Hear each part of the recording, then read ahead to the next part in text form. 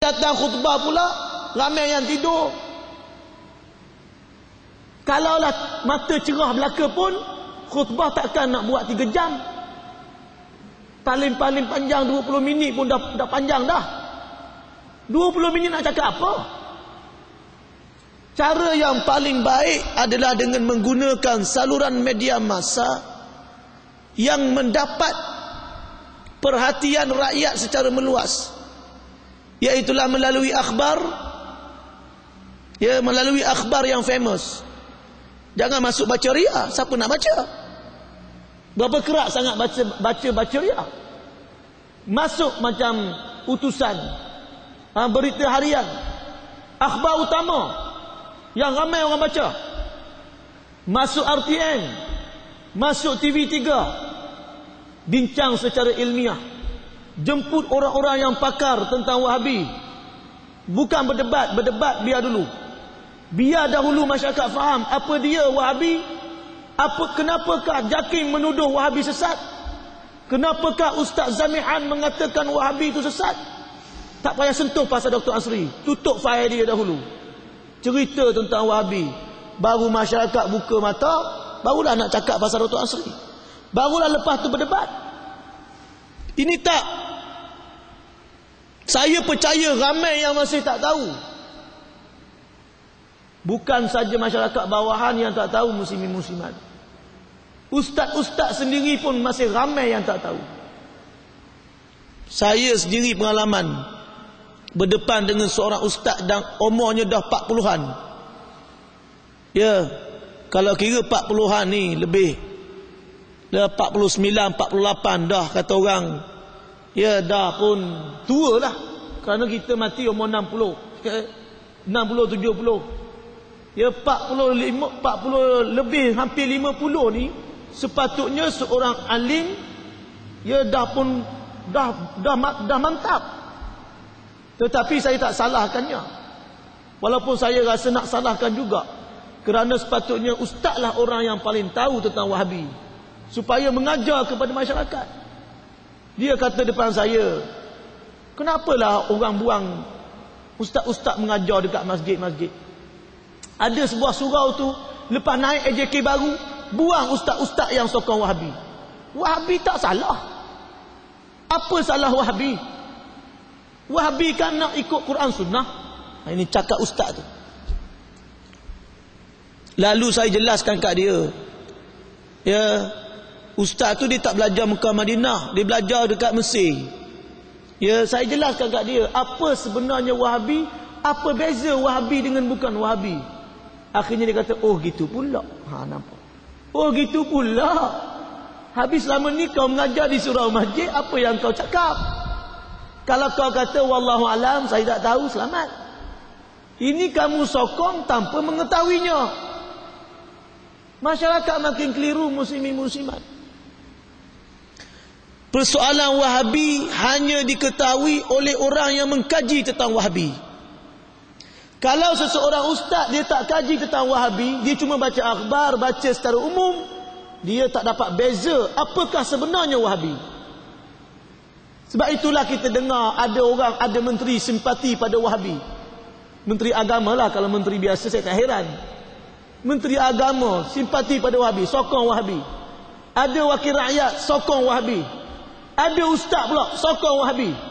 Saya tak hairan. Sebenarnya mereka tak mengkaji, tidak mengenali.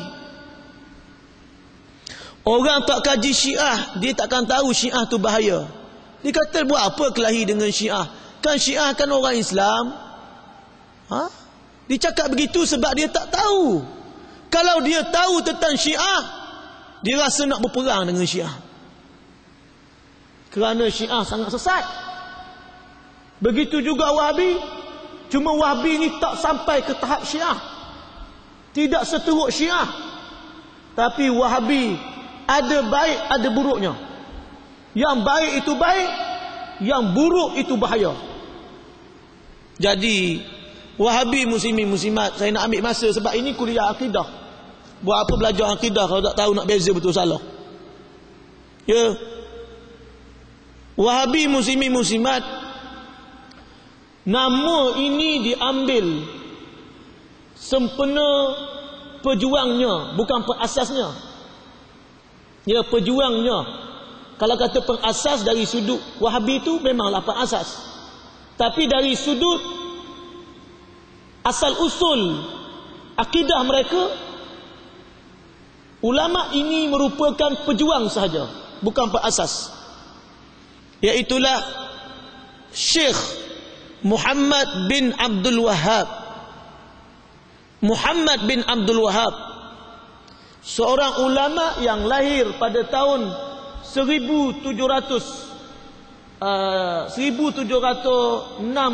Masihi, lebih kurang itulah, 1700 lebih. Awal 1700. Dia di Al-Uyainah, di Saudi sekarang ni. Masa tu dipanggil Najd. Ya, Uyainah, satu negeri di Saudi. Di situlah lahirnya Muhammad bin Abdul Wahhab ini. Belajar di situ dengan ayahnya, dengan guru-gurunya. Pada masa itu ayah dan gurunya, masa itu memang kerajaan Utsmaniyah akidahnya Asy'ariyah, akidahnya Asy'ariyah. Beliau lepas besar membaca kitab-kitab Ibnu Taimiyah dan sebagainya, sehinggalah beliau bawa pegangan yang baru, melawan gurunya, melawan ayahnya.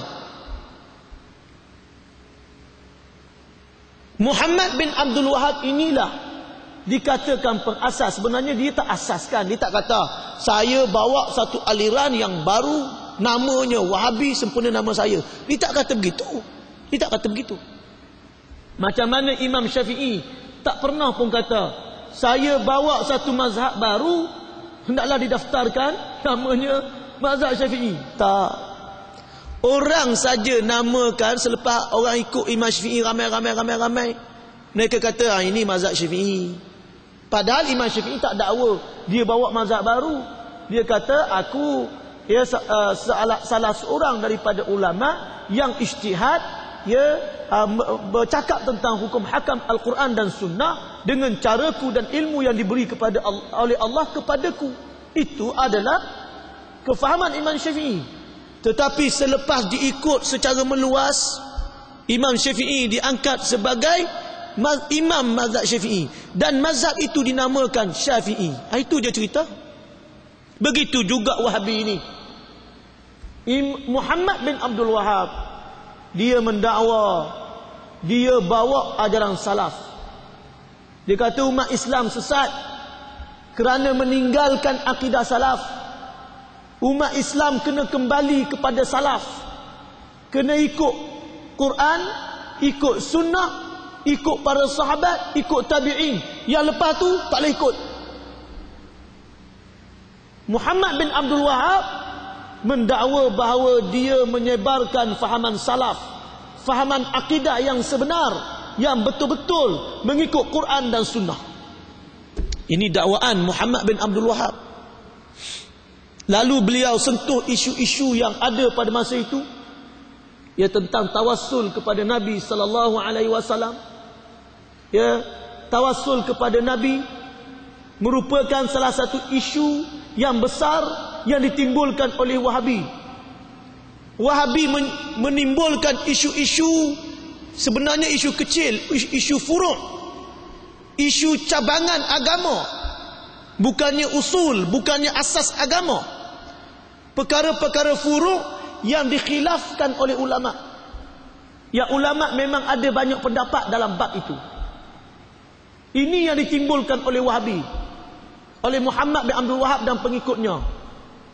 Bukannya mereka berjuang nak menegakkan negara Islam, nak buat hudud. Itu benda ijma'. Bukannya mereka melawan orang kafir. Yang saya sebutkan tadi, tawassul. Tapi sebelum tawassul, yang paling utama sekali dalam bab tauhid yang ditimbulkan oleh Wahabi ialah sifat-sifat Allah Subhanahu wa ta'ala. Sifat-sifat Allah. Mereka mengatakan bahawa sifat 20 itu bid'ah. Lalu mereka buat kaedah sendiri. Tauhid bagi 3 macam buku kita ni lah. Tapi pembahagian ni tak ada masalah. Dia kata tauhid uluhiyah, rububiyah, asma' wa sifat. Pecahan tidak penting, tidak menjadi isu. Dari segi ulasan dan pendetailan itu menjadi masalah. Orang Wahabi berbeza dengan ulama-ulama lain dari segi akidah dalam tajuk sifat Allah, iaitulah sifat-sifat mutasyabihat. Sifat-sifat yang makna zahirnya sama dengan makhluk. Ini yang jadi topik utama mereka. Sebagai contoh, sifat istiwa. Ya, dalam memahami Quran dan hadis yang menyebut tentang istiwa, mereka berfahaman berlainan dengan ulama yang lain. Yadullah, tangan Allah, mereka faham berbeza dengan ulama yang lain. Wajhullah, wajah Allah, mereka faham berlainan dengan ulama yang lain. Begitulah seterusnya. Dalam masalah ayat-ayat dan hadis-hadis sifat ini, memang ulama telah pun berbagai-bagai fahaman sejak dahulu. Sejak daripada zaman sahabat lah. Selepas daripada meninggalnya Imam Ahmad, timbulnya isu-isu ini. Imam Ibn Hajar Al-Asqalani dalam syarah Al-Bukhari yang bernama Fathul Bari, juzuk ke-13, Kitabut Tauhid, menyebut dalam bahagian itu bahawa sesungguhnya dalam sifat-sifat dan ayat-ayat ini, sifat-sifat Allah mutasyabihat, ada 13 pendapat ulama. 13 muslimin muslimat. Yang paling melampau sekali, yang paling bahaya sekali, kufur kata ulama, iaitulah orang yang menyamakan sifat Allah dengan sifat makhluk. Sama betul-betul. Dia kata Allah ada muka macam muka kita. Allah ada tangan macam tangan kita. Allah duduk di atas arash macam kita duduk atas sesuatu. Begitulah serba-serbi macam-macam. Allah berkuasa macam kita, mendengar macam kita, melihat macam kita, bercakap macam kita. Ini dipanggil musyabbihah. Orang yang samakan Allah dengan makhluk, tak syak lagi kafir. Sebab Allah Ta'ala dah sebut dalam Quran, laisa kamitslihi syai', tidak ada sesuatu pun seperti Allah. Wahabi bukan begini. Wahabi bukan begini. Yang kedua, kata Imam Ibn Hajar Al-Asqalani, orang yang berkata bahawa sifat-sifat itu maknanya sama dengan makhluk, tetapi hakikatnya berbeza dengan makhluk. Makna sama, hakikat berbeza. Tadi pendapat pertama memang betul-betul sama. Itu syirik lah. Ya, kafir lah tu. Yang kedua ni kurang sikit. Dia kata ya, wajah dengan makna wajah, dengan makna muka, tapi tak sama dengan muka kita. Istiwa maknanya duduk, tapi tak sama dengan duduk kita. Yadun maknanya tangan, tapi tak sama dengan tangan kita. Ini pendapat yang kedua. Pendapat ini dikatakan pendapat sebahagian anak murid Imam Ahmad. Sebahagian, bukan semua. Dan inilah pegangan Ibn Taymiyah, inilah pegangan Ibnul Qayyim, dan inilah pegangan Wahabi pada masa ini. Dan inilah perjuangan Dr. Asri. Bacalah buku dia, dengarlah ceramah dia. Ya, inilah pegangan Wahabi. Dia kata yadun makna tangan, tapi tak sama dengan makhluk. Bahkan Allah Ta'ala ada 2 tangan. Wajah maknanya muka. Allah ada muka, Allah ada tangan, Allah ada kaki, Allah ada tapak kaki, Allah ada pinggang, macam-macam dia sebut.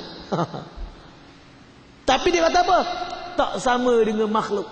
Ini Wahabi keliru di sini.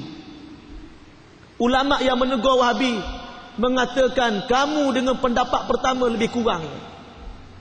Sebab kamu bila letak makna wajah, makna muka, yadun makna tangan, kamu telah pun di situ menyamakan Allah dengan makhluk. Menyamakannya walaupun tak 100% macam pendapat yang pertama. Kamu telah menganggap bahawa Allah ada anggota, walaupun kamu kata tak sama bentuknya, tak sama hakikatnya, tapi makna yang kamu beri menjurus ke arah itu. Sebab itulah Imam Dr. Ramadan Al-Buti, seorang ulama Syariah, menuduh orang-orang Wahabi sebagai mutanaqidun.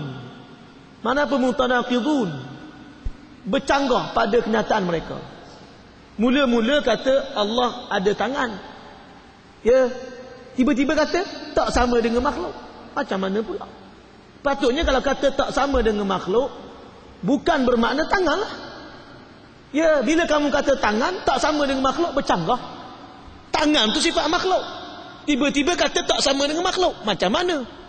Mula-mula kata A, lepas tu bukan A. Itu maknanya bercanggah. Mutanaqid, bercanggah pada diri